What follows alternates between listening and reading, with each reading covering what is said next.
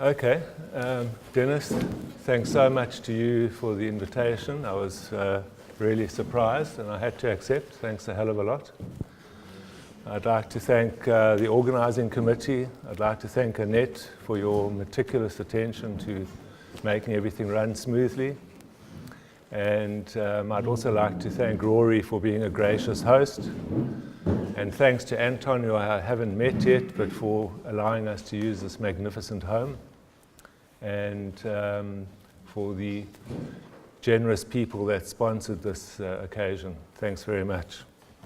The name will become apparent a bit later in the talk, but Kabbo is a person, a San healer. And kwaiń is the name of the indigenous name for the plant we're going to talk about, Sciletium tortuosum.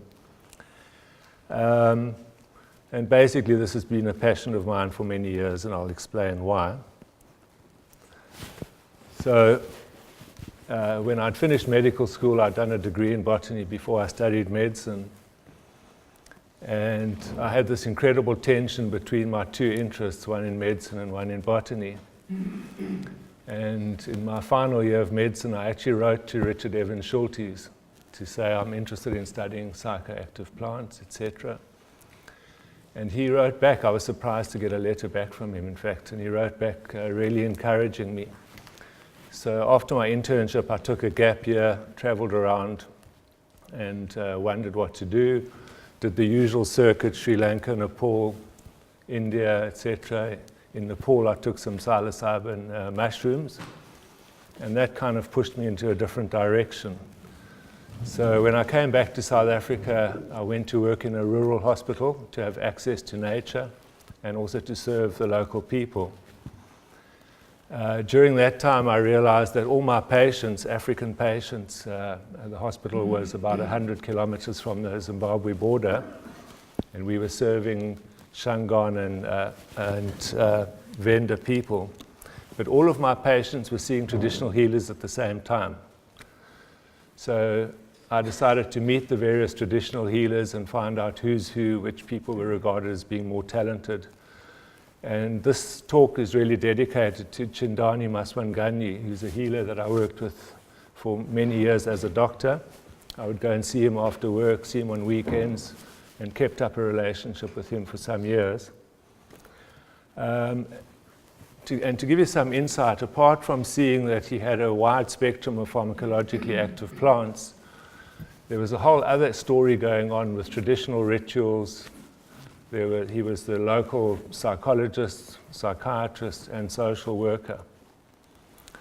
So, for example, I would discharge a patient that had been suffering from tuberculosis. The treatment was finished and he was discharged to go home. And I was very surprised to see the patient waiting to see Chindani on Saturday morning when I went to see him myself.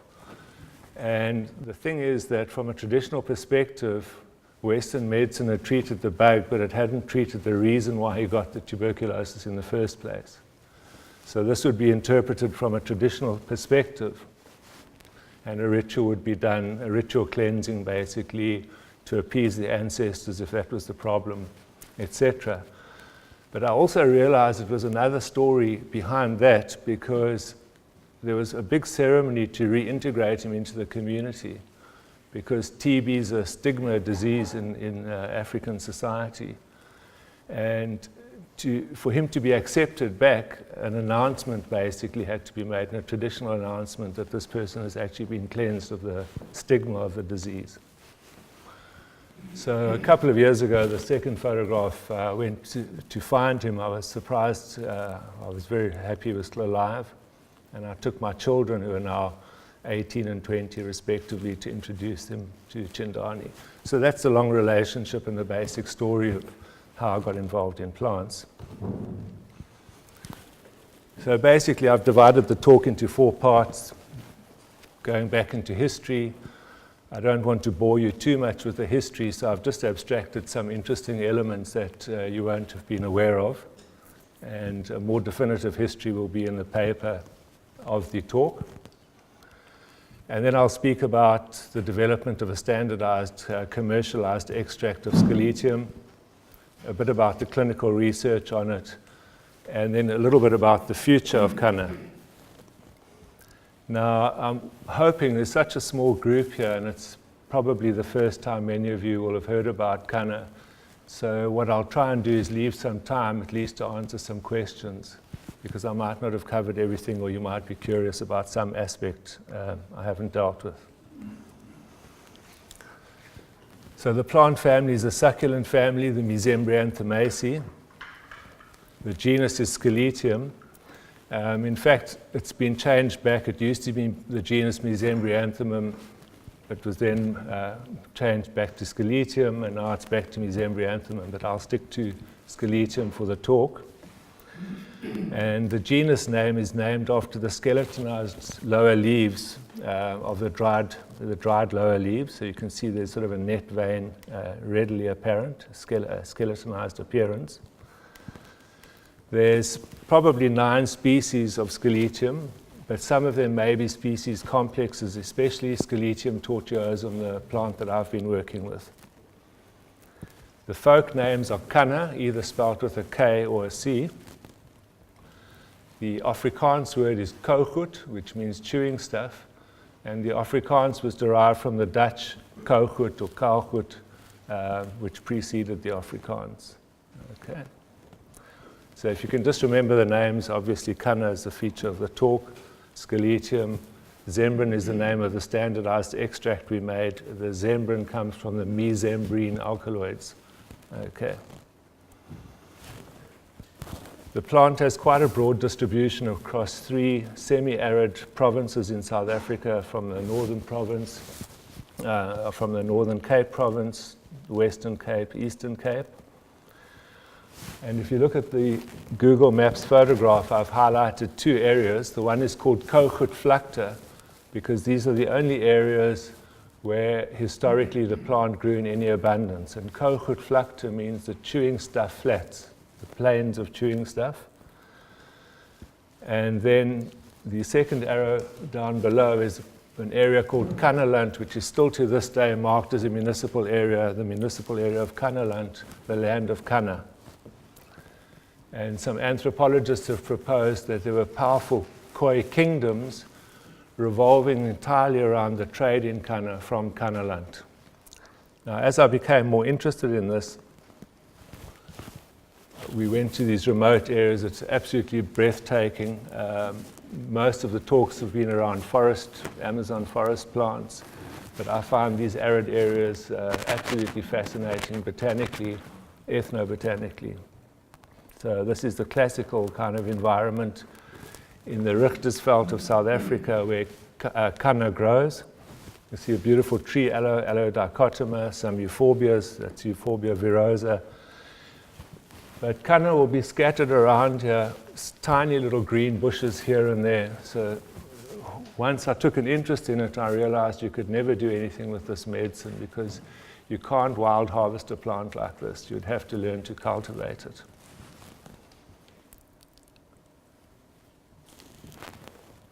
From the historical point of view, I mean, Google books are absolutely fantastic because they've scanned in so many books that you can actually search for particular words.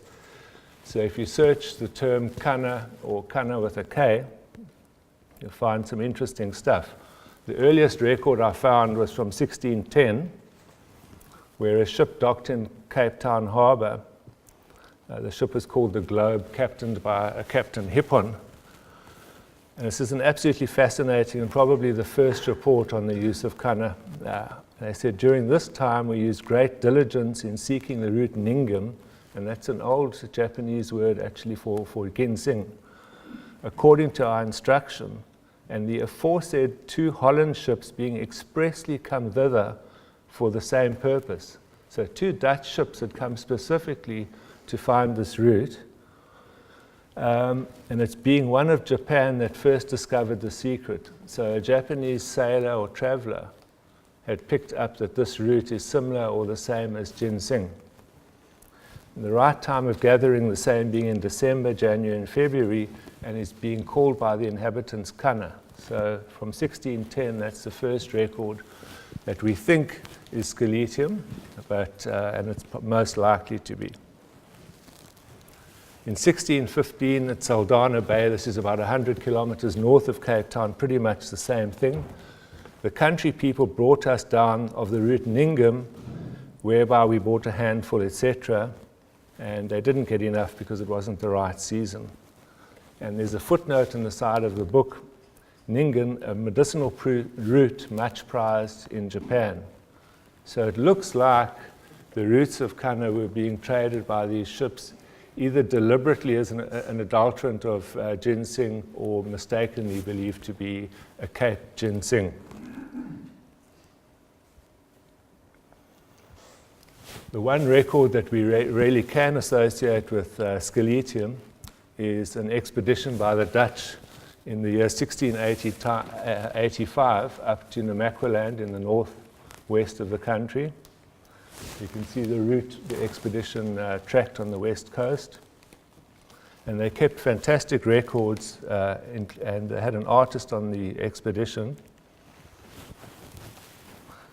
And it was more a campaign than an expedition, because it was a commander, 56 people of mostly European descent, 46 people of mixed ancestry, a number of translators, a carriage, 7 wagons, 8 carts, a boat for crossing rivers, a navigator, a mineralogist, an apothecary, and artist.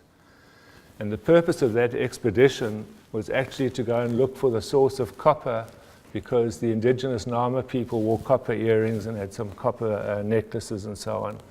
And the Dutch thought if they could find the area where this is mined, it could be a profitable undertaking. 2 or 3 expeditions previously had failed. They needed to cross serious mountains, etc. But Heinrich Claudius, the artist on the expedition, painted beautiful paintings of the flora they encountered. And the subsidiary purpose of the expedition was to document anything that could be useful to the Dutch, including edible and medicinal plants. So this is the first formal painting, and it's the best thing we've got in lieu of a voucher specimen. So from the year 1685, they've painted Scaletium. You can see Claudius even painted the skeletonized lower leaves. So there's absolutely no doubt it's the genus Scaletium. This plant is found with the Namaquas, that's the Namaqua people, only on some of their mountains. It's gathered in October and it's called kanna. Now there's a copy of this journal that was done within about 3 years of this, with paintings that had been copied from Claudius as they're slightly cruder paintings. But it's interesting that in that version they spelled kanna with a K. It's held by them and the surrounding tribes in as great esteem as the beetle or areca with the Indians. They chew the stem and the roots mostly all day and become intoxicated by it. So on the account of this effect and its fragrance and hearty taste, one could expect some profit from its cultivation, and it's found on the 20th of October. A Jesuit missionary stopped off and spoke about an indigenous captain or tribal chief pleased with his gift, sent us in gratitude 2 fat-tailed sheep. Those are indigenous sheep with a large vessel of milk, etc., and a certain herb which they called kanna. And it's apparently this famous plant that the Chinese called ginseng. So again, the confusion between kanna roots and ginseng. In 1726, the Dutch minister said the kanna of the Hottentots closely resembles the Chinese root nisi or ginseng. So now we're starting to see a separation of the two. And this is a quote that's quite famous about Scaletium or kanna. There's a root gathered by the Hottentots. Hottentots is a former derogatory term for Nama people. It's called kanna, and it's held in such great esteem for its great virtues that they almost adore it. What greatly inflames the value of the root is its scarcity, for it's very rarely found. Now, something's changed from the historical times when it seemed to have been an abundant trade item, and now it's very rarely found. They look upon it as the greatest cheerer of the spirits and the greatest and the noblest restorative in the world. A restorative is a tonic. I've often seen the effects of kanna upon Hottentots. They chew it, they retain it in their mouth a considerable time. but taking generally too much at a time, it drowns them in intoxications. Here we get the separation completely. The kanna of the Hottentots is entirely different from ginseng. I've seen both and they're entirely different. They harvest the root in the months of November and December, which they still do, by the way, to this day. They add some water, put some honey in it, and leave it in the rocks to ferment. They drink it while it lasts, abruptly unable to do anything. And up to 1856, the confusion with ginseng persisted. Here's a French-English dictionary from that time. If you look up kanna, it says a species of ginseng, kanna. This is the Great London Exhibition of 1851, and I think that this is the most important moment in kanna being exposed to the world beyond this limited trade between the Cape and Japan. So in 1851, a batch of plants used by the colonists in the Cape were exhibited at the Great London Exhibition. That exhibition had 6 million visitors, and most of them would have been professional people of one sort or another, engineers, scientists, chemists, etc. And the German botanist and physician Pape wrote the commentary that accompanied this collection. And one of the plants was Sciletium tortuosum, and here using the name Mesembryanthemum tortuosum. And his entry for this species is a native of the Karoo. This is one of these arid areas. It appears to possess narcotic properties. So we've had intoxication, now narcotic.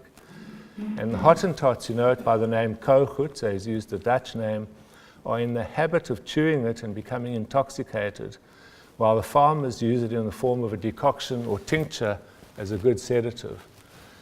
So if you look back on these records, there's almost a dichotomy between how the Western people see it, that, well, we can use it usefully as a tincture, etc., but the indigenous people are just getting intoxicated by it. The first time we have the voice of the San people themselves is from these fantastic archives, the Bleek and Lloyd archives of the San people. A German philologist, Wilhelm Bleek, and his sister-in-law, Lucy Lloyd, documented meticulously the language. They understood the language, they documented the mythology, etc., of San people. They documented notes that accompanied pictures that the San painted. The people they worked with were in fact prisoners from the Breakwater prison in Cape Town, and they got permission to host these people in their house, developed relationships with them. Their families, the families of the San people, came to live in the house. And these archives are now available online through the hard work of Professor Pippa Scottness from the Michaelis School of Art at the University of Cape Town, and she's the director of the Center of Curating the Archive. So here we have a fantastic note. No one's picked up on this before, that they're actually talking about Sciletium. So the Bleek and Lloyd archives, no one's identified which plants were mentioned until now, where I found this word kwaiń had been written into one of the archives. So for the first time we have the San name, kwaiń, the person who was the informant, Cassin. This is in Lucy Lloyd's meticulous handwriting.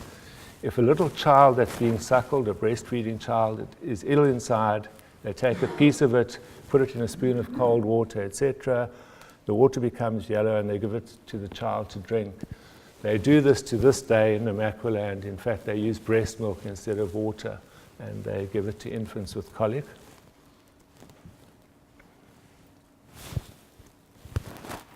And now the title of the talk was Kabbo. So this is Kabbo's entry, which is not in the Bleek and Lloyd online archives, but in a separate archive. It is quite difficult to find this entry. But it's by Bleek himself, totally different handwriting. But the commonality is using the word kwaiń. But we even have a photograph from that time of the informant, of Kabbo.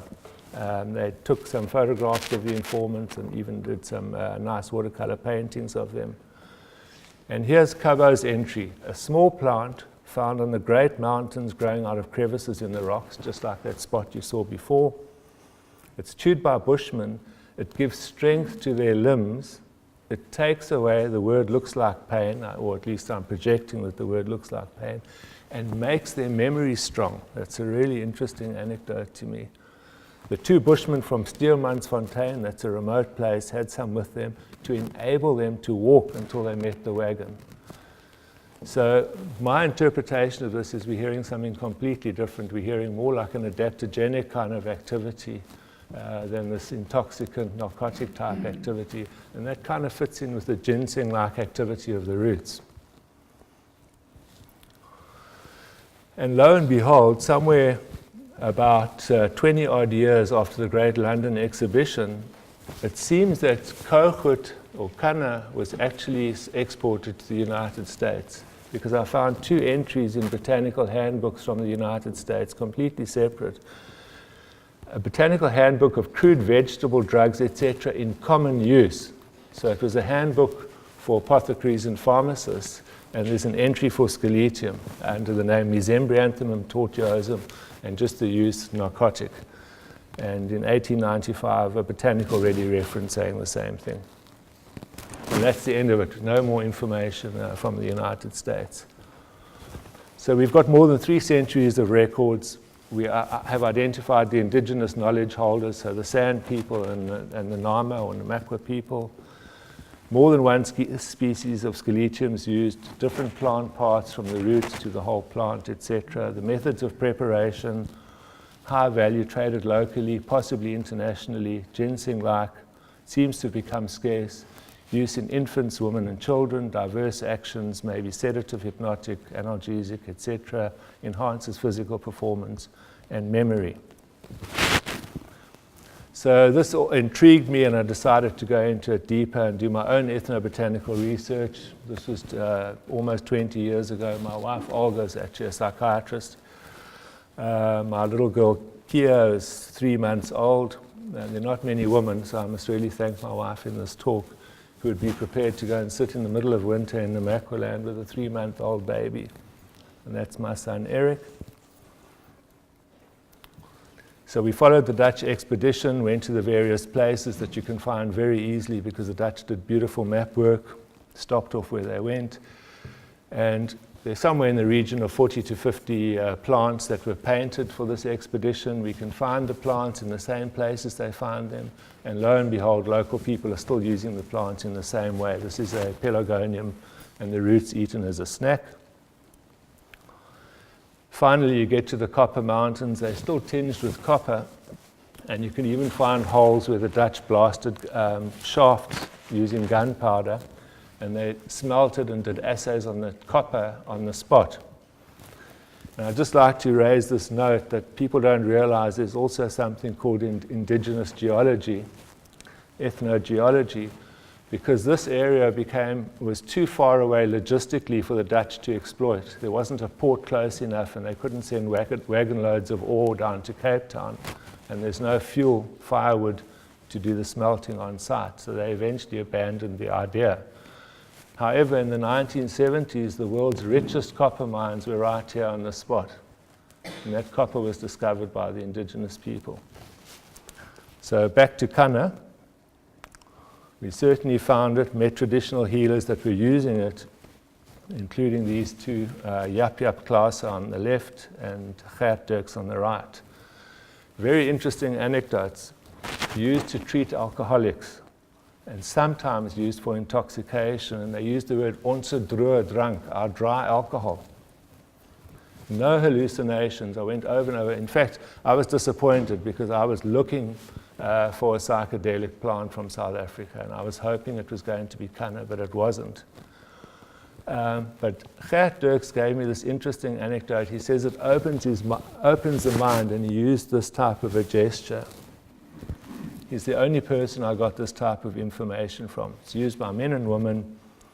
It's used for sleep. It's used for asthma, constipation, pain, toothache, and no severe adverse effects are known, including in infants. And they said they sometimes overdose the infant because it's quite a potent plant. And I said, well, what happens then?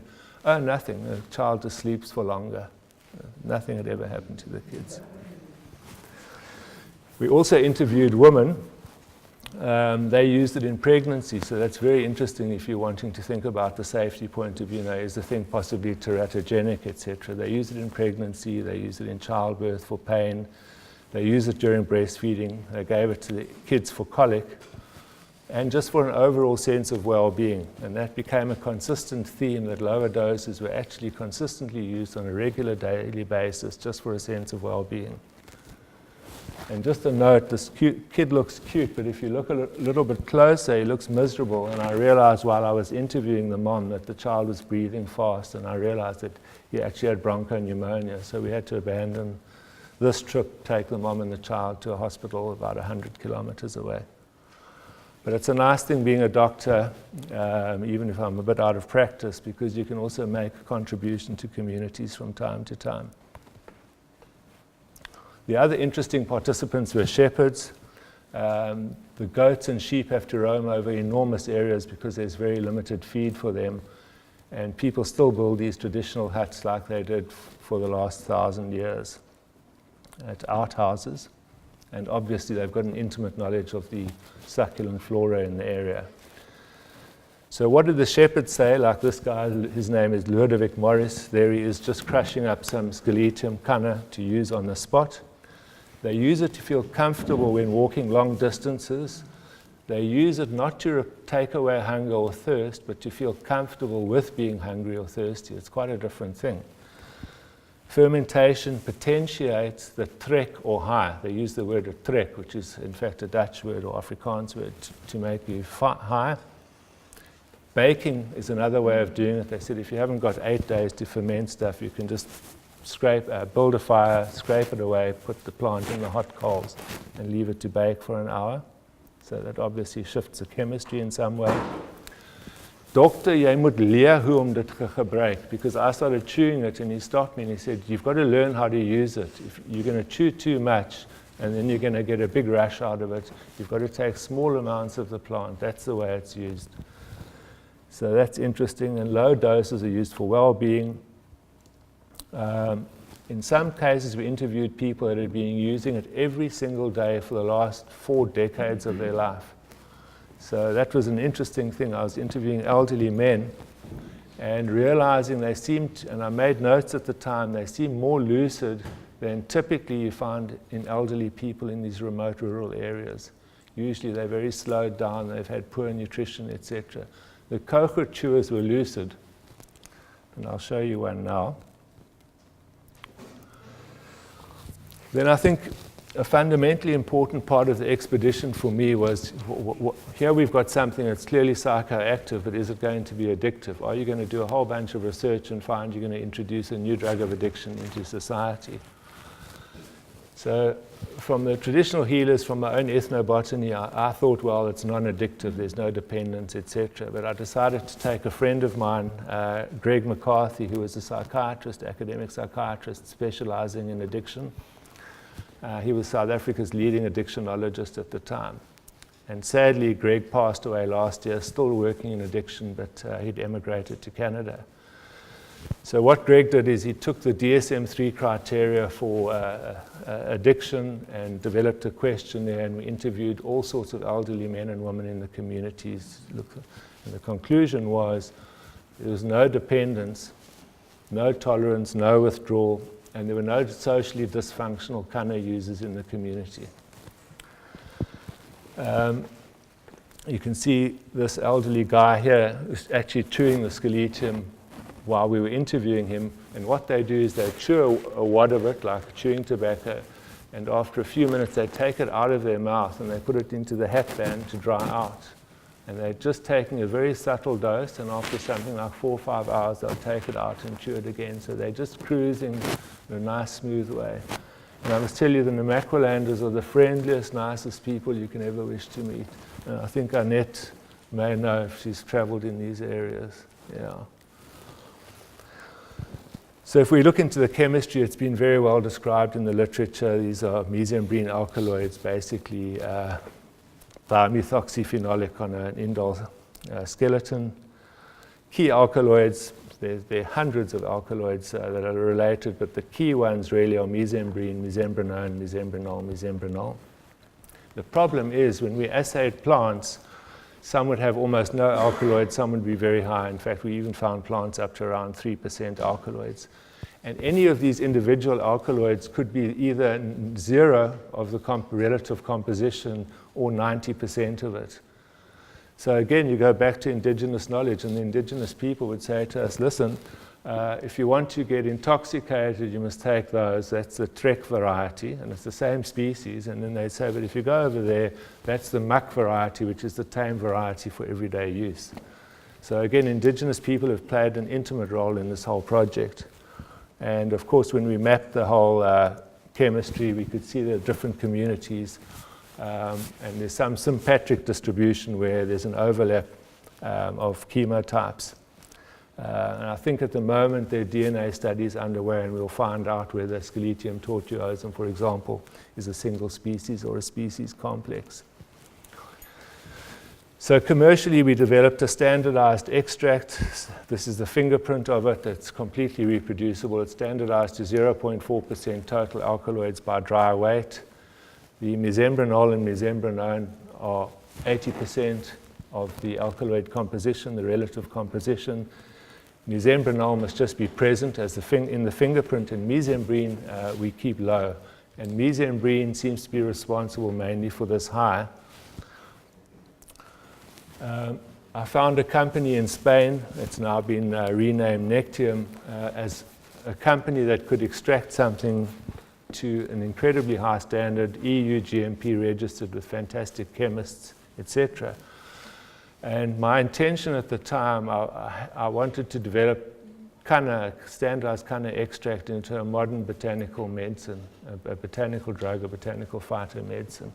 That dream, unfortunately, hasn't been realized, but we'll get there. I now work for Nectium. I mean, after all this work with Sciletium, I got to know them, and now I head up I'm the director of science for the company. We did the usual, looking at something like 90 CNS targets for Zembrin, the extract of Sciletium, and individual alkaloids. Once we got hits, where we defined it loosely as more than 50% inhibition of the radioligand binding, we then did the functional screening. And lo and behold, only 2 activities in all the screening looked like they would be operating on a physiological level when you're taking these low doses of kanna. And that would be inhibition of your 5-HT transporter, serotonin reuptake inhibition, Prozac-like activity, and phosphodiesterase 4 inhibition, enzyme inhibition. And the individual compounds clearly have different activities on these targets. Mesembrine is an extremely potent serotonin reuptake inhibitor. The Ki inhibitory constant is 1.4 nanomolar. And you'll see that mesembrinone is the more potent on PDE4 inhibition. With an IC50 of 0.47 micromolar, and a pharmaceutical PDE4 inhibitor, Rolipram, is only about 4 times more potent than mesembrinone. So it was the first time mesembrinone we discovered was in fact a significant PDE4 inhibitor. I won't go into this. Everyone knows what a serotonin reuptake inhibitor is. It's Prozac-like. Both Zembrin, mesembrine, and mesembrinone to a lesser extent are SSRIs, or SRIs, I would guess. And Zembrin itself and mesembrinone inhibit your phosphodiesterase enzyme, which prevents the breakdown of cyclic AMP, ultimately going through the second messenger system to increasing brain-derived neurotrophic factor, etc. A great deal of work was done on Rolipram, which is your archetypal PDE4 inhibitor. And Rolipram had antidepressant activity, anxiolytic, anti-inflammatory, it's cognitive function enhancing, and it's implicated in neurogenesis. Rolipram was originally launched as an antidepressant in the 90s and was eventually taken off the market because of vomiting side effects. And what we found is that the mesembrine alkaloids don't have this emetic activity. As far back as 95, we started learning to grow this as a crop. It's taken forever to learn to do it on a commercial scale, selecting the right chemotypes, etc. But this is where we are now, able to grow it under shade house conditions and even on a very large scale in open lands. And another beautiful aspect when you're actually producing it, apart from having the vertical integration and control of the chemistry of the plant, is job creation in underserved rural areas. And I'd just like at this time to remember to thank the company H.L. Hall & Sons, who've been the major backers, financial backers of this project. An important and fundamental aspect of the project is benefit sharing. I mean, you've heard how we've identified not only the plant, but actually the specific chemotypes through these traditional healers and etc. So we negotiated a prior informed consent benefit sharing agreement with the South African Sand Council. And the Minister of Environmental Affairs had a big celebration because they awarded us the first ever bioprospecting and export permit for a South African plant. So it was done ceremonially with the permit 0001 in an antelope horn. And it was very sweet. The minister actually arranged for the two healers that I'd worked with to come to the ceremony. And so the communities were very happy to get the recognition. And unfortunately, Oom Gert passed away a month after this celebration. Now, the prior informed consent's an important thing. Informed consent means that the indigenous people have to have some kind of knowledge about what you're doing. So what we did is we engaged through them a human rights attorney, an internationally renowned human rights attorney, to represent them in the negotiations with us. And we were very happy that that process went smoothly. It took about a year. And we finally signed the agreement. The trouble is the San people that the agreement was through were admittedly the first people to use scaletium. And even in our indigenous knowledge, the Nama people said to us, the San mothers taught us how to use the plant. Okay. So I told the San Council, I said, look, we're happy to sign the agreement. We recognize that you're the primary knowledge holders, but we've got a responsibility to these two communities because this is where we did all the work. Took 2 minutes. They said, no problem. They can share 50%. So all the royalties that we pay the San Council through a government department actually does get split 50% to these two hamlets where I worked. And we have regular feedbacks. That's the last one I went to, was in 2014 with them. So in vivo, we found, I'm not going to spend too much time on the studies, we found that there was a restraint-induced stress releasing activity of quite high doses, 20 micrograms per kilogram of the alkaloids. We looked at brain electrical activity in vivo. These are all published papers, and they'll be nicely presented to you in the paper. And we found that there's dose-dependent activity attenuating most of these frequency ranges. And in this particular model, this is a classical stimulant signature, not a sedative signature, a central nervous system signature. And the electropharmacograms were similar to two botanicals, ginkgo and rhodiola. Interesting, rhodiola is an adaptogen, but also similar to rolipram, the PDE4 inhibitor, as the pharmaceutical that it was closest to in this particular study. So the clear translational applications that we could see would be for stress, anxiety, depression, cognitive function. We did formal preclinical toxicology, and the maximum tolerated dose was 5,000 milligrams per kilogram of the plant extract. I like to put down the alkaloids because ultimately we have to talk about the alkaloids in scaletium. It's meaningless to say, 5,000 milligrams of an extract. You have to know what you're dealing with. And we did a 90-day repeat dose study. And again, it seemed incredibly safe. I mean, the human dose is only around 1.4 to 2.8 micrograms per day. the alkaloids. So there were no problems. Then we went into pilot clinical studies, and I'd just like to say these are pilot studies, they're look-see studies, they're not definitive large-scale trials. So we looked at safety and tolerability with Professor Haylene Null. We looked at cognitive function with Professor Simon Chu. We looked at a pharmacofunctional MRI with Professor Dan Stein. And we looked at EEG and psychometric tests, etc., with Professor Dimphel. The plant extract at 2 doses, we took very cautious in the beginning. We did 8 milligrams of the extract a day and 25 milligrams compared to placebo. These are all randomized placebo-controlled trials. 3-month study, absolutely no problem. But in the side effect diaries, it was the first time that Professor Null has seen people writing positive side effects in the patient diaries, saying, and we turned out mostly the people taking 25 milligrams saying, well, you know, I had a sense of well-being, I was less stressed, and this type of stuff. Better sleep at night. We did the first ever pharmacofunctional MRI scan on scaletium through Professor Dan Stein. And what we found was there was reduced reactivity of the amygdala to fear-inducing images under low perceptual load conditions. In other words, when a person is doing sort of very minor things and they're presented with an angry face and they take 25 milligrams of Zembrin, there's less reaction to that in your amygdala. But the interesting thing is this is only a single dose compared to placebo, and the scan was done 20 minutes after the single dose.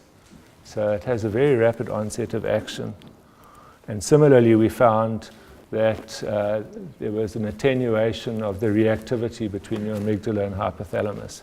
So the conclusion is not that Zembrin is an anxiolytic, but it has anxiolytic potential. And I was very proud that this paper was published in the journal Neuropsychopharmacology, which is a Nature stable journal. So it was a great bunch of academics to work with. Professor Simon Chu looked at the effects of Zembrin, again randomized placebo-controlled trial in an older age group, the average of 54 years old. 3-week study,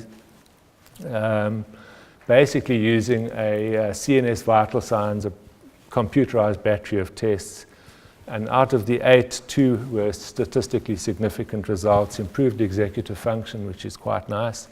And we're seeing that, by the way, around exam time in South Africa, the pharmacies closest to the universities and schools, the sales of Zembrin-containing products ticks up, and improved cognitive set flexibility. So this is just starting to see that there may be a cognitive enhancing activity, but it's not defined yet. The latest one, this was published 2017, the effect of Zembrin on EEG, psychometric tests and Hamilton Anxiety Scale. And to cut a long story short, the most exciting part, because this was a 6-week study, 2 different doses of Zembrin compared to placebo. But on the last day of the study, the patients didn't take a Zembrin. They did all the tests before, so it's basically the residual effect either of the previous day's Zembrin or the previous 6 weeks of Zembrin, not the acute effect. And the Hamilton Anxiety Rating Scale score for the 50 milligram dose of Zembrin significantly improved. If we can reproduce this, this is quite dramatic because these are healthy people. And typically, if you're looking for an anxiolytic activity, I mean, as psychiatrists here, present here know, multinationals fail unless they study extreme disease, generalized anxiety disorder in large numbers of people, and typically in a multi-center trial. So this might be the first hint, and it fits in with the in vitro mechanisms of action we've got, but let's verify this in the future.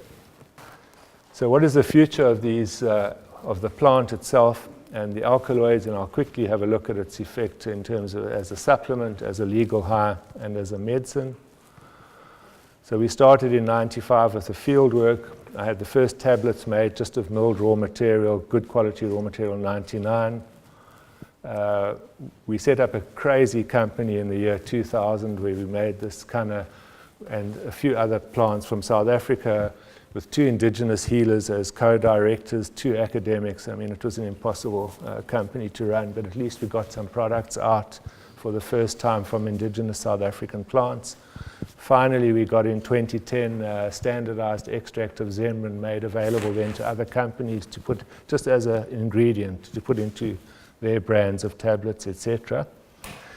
And in these yellow tablets contain 25 milligrams of Zembrin, and I was really thrilled. The South African National Defence Force, after the psychologists and psychiatrists played around with these tablets, have now put it on code. So for the last 3 years, the South African National Defence Force physicians, psychiatrists, and psychologists make this product available for reducing stress and anxiety in military personnel and the families of military personnel. So that was a real thrill. But better than that, I have to really thank, if I've got to thank anyone, I must thank Health Canada.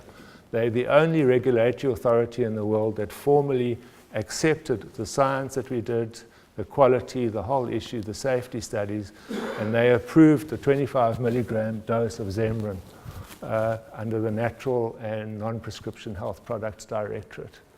So that was just a real fantastic thing. Here's an American company puts 25 milligrams of Zembrin into this product, which they called Anxious Less, and they reference the SAN and borrow this photo. This is my photograph that seems to have appeared everywhere to do with kanna. But part of me is still a doctor or physician, and I must say, even though it frustrates me, I'm not at the botanical level with Zembrin. I love getting the anecdotes where people's lives improve from a supplement, and there's definitely a role for something like that. So listen to this. The biggest benefit for me is helping my tendency to unfounded excessive anxiety. I just wanted to let you know I took one of the tablets today, and wow, within an hour I felt focused and calm. And we often get that double signature reported to us, that you feel de-stressed, but you can function and go through the day. It seems very grounding. It makes me more sure of myself, significantly clearer mentally. I feel much, much calmer, and I'm not so emotional all the time. So these are really nice findings, and it's just hinting at what the potential of Zembrin, kanna, mesembrine alkaloids could do in terms of major depression, generalized anxiety disorder, etc. In terms of the future, I've absolutely no idea. I mean, what is going to be the impact on the entire CNS supplement and medical industry as all of these cannabinoids get more researched, etc. It's just opened up a fantastic field of exploration from a clinical research and health perspective point of view. What we realized in the early 90s when we were playing around with the scaletium, the kanna raw material ourselves, is that if you took about 200 milligrams of milled raw material and rolled it into a joint with marijuana, it completely took off any type of an anxiety signature. And from those days, this type of aspect of kanna has spilt into the general use around the world. And I'm waiting to see if people ever commercialize this in terms of all these legal states in the United States where you're going to start seeing the marriage of marijuana and kanna. At the same time, the world's changing dramatically. I mean, if any of you are as old as me, you would have read a book in the 70s called Future Shock by Alvin Toffler. But future shocks now, there's such dramatic changes in the world, exponential changes, that Charles Schwab of the World Economic Forum has written a book called The Fourth Industrial Revolution, and that's where we are now. So at the same time, we're going to be able to monitor all sorts of aspects of our physiology and our mental states, and I think it's happening quite dramatically now with wearable tech and miniaturization. So are we going to be able to monitor ourselves and then take from a palette of different CNS active botanicals or extracts or compounds to modify this to meet our needs, or simply to cope with the dramatic pace of changes around us? I have no idea. Legal highs, that very first photograph you saw of the experimental plots of scaletium from the early 90s. Well, I'm not embarrassed to say that about 40 kilograms of that material found its way to Omchi Herbs in Eugene, Oregon, run by John Winslow. Conscious Dreams, a smart shop in the Netherlands, and another company called Botanical Art in the Netherlands. And those three organizations actually spread kanna out into the entheogenic community, to the research community, etc., making for the first time material widely available. I found that the South African trance community now uses kanna. That's fine. The problem is we're starting to see the emergence of problems. People are now scrutinizing kanna. There's papers coming out on how to analyze it from a forensic point of view.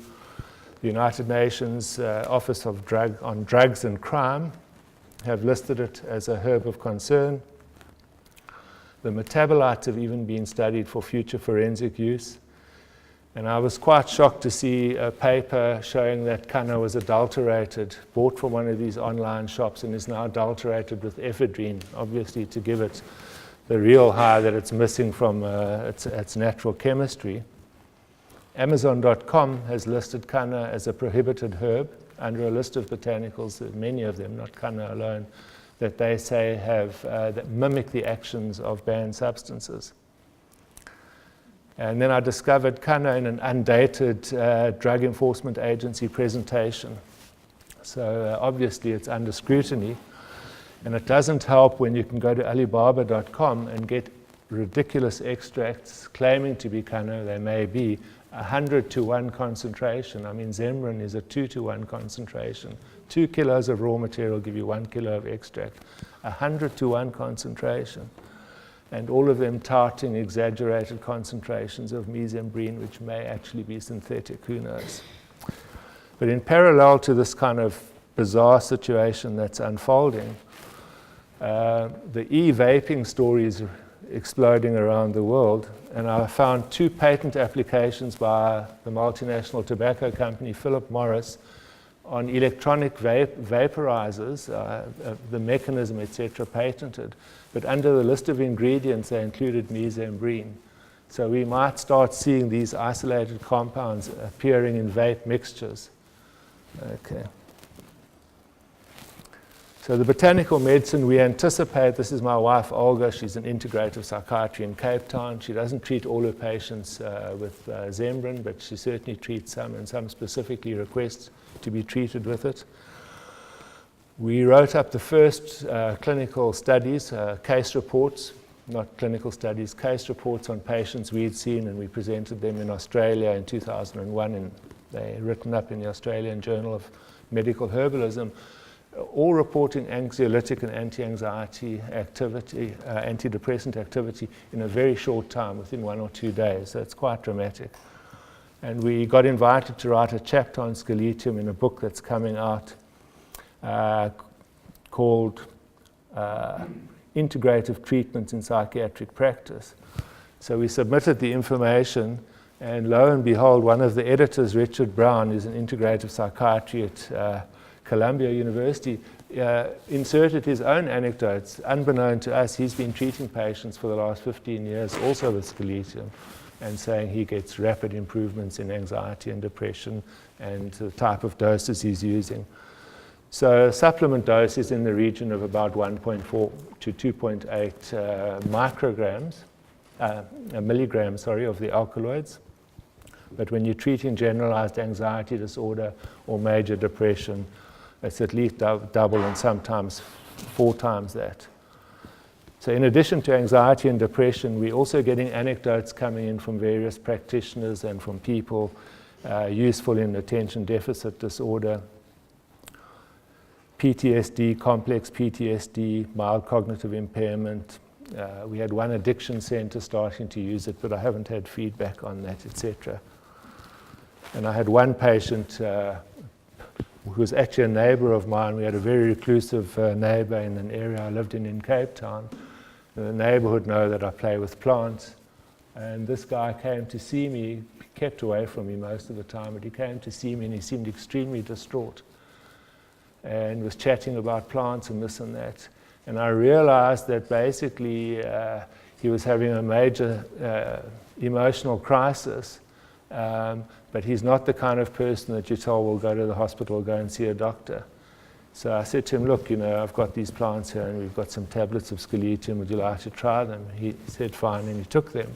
I didn't see him for 4 weeks, and he walked past me in the road the one day and he said, Nigel, those tablets saved my sanity. He said I was having a complete psychotic breakdown. So it's the first clue we've got of an antipsychotic possibility for these compounds. And it fits in with rolipram actually is also being explored as an antipsychotic. So I guess I'm not going to go into the very obvious that there's obvious possibilities for the compounds to be seed molecules, pharmacophores for future drug discovery and development. But for me, the tragedy of the whole thing is that even these arid areas that are extremely biodiverse, the healers that know how to use these plants have died out. Okay, so there's Kabbo, died more than a century ago. Oomgat was literally the last healer from this entire flora that knows how to use it. The younger healer who was with him, Yap Yap, unfortunately, in my estimation, it's just a completely different story. So the real healers that come from an enormous lineage no longer exist. And we're seeing this all over in southern Africa. We've got habitat destruction, we've got dramatic acculturation. If you go to these hamlets where I originally worked 20 years ago and you speak to young people, they're watching TV with satellite dishes. They're not remotely interested in working on medicinal plants or following this. So it's a dramatic loss of knowledge. So over 20 years, I mean, so many people have contributed to this project. I mean, I get to present it as if it's all my work, but so many people have contributed one way or another, and they're all here. And unfortunately, some of them have already passed away. So I'd like to pay tribute to everyone that's contributed. So thanks very much.